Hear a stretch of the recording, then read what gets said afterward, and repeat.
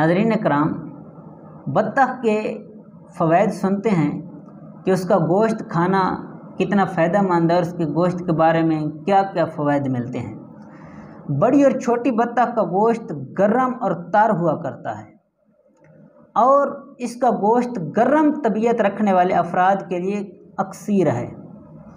बड़ी बत्तख के गोश्त में अगर जैतून का तेल डाल दिया जाए तो उसके गोश्त की बू जो उससे आती है वो उसका ख़त्म हो जाएगी, यानी जो बू है वो आना ख़त्म हो जाएगी।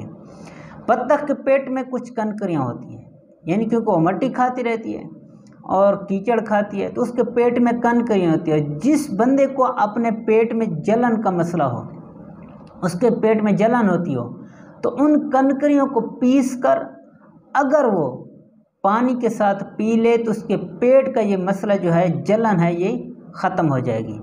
उसके अलावा नमूनिया, बुखार और बाल गिरने की मर्द जिस बंदे को हो तो बत्तख का तेल उस बंदे के लिए फ़ायदेमंद है।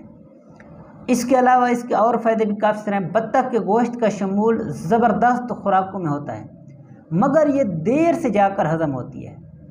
बत्तख का अंडा दरमियानी गर्मी का हुआ करता है मगर खून में गाढ़ापन पैदा करता है, लिहाजा कुछ ये मुज़र होता है, यानी नुकसानदेह भी होता है।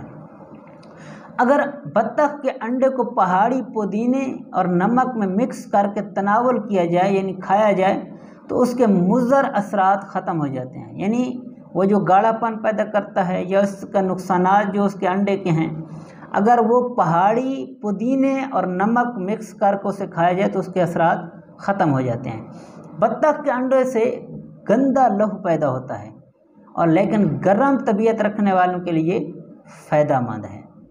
बत्तख और शुतुरमुर्ग दोनों के अंडों से गाढ़ा लहू पैदा होता है और ये बदन का जुज़ देर से बनते हैं, यानी जल्दी ये बदन का जुज़ नहीं बन जाते। उसके अलावा जो फ़र्द शुतुरमुर्ग और बत्तख के अंडों को इस्तेमाल करना चाहे तो इनकी असल जर्दी को इस्तेमाल करें, यानी ज़्यादा फ़ायदेमंद वो उसके अंदर जो जर्दी होती है उसमें होता है।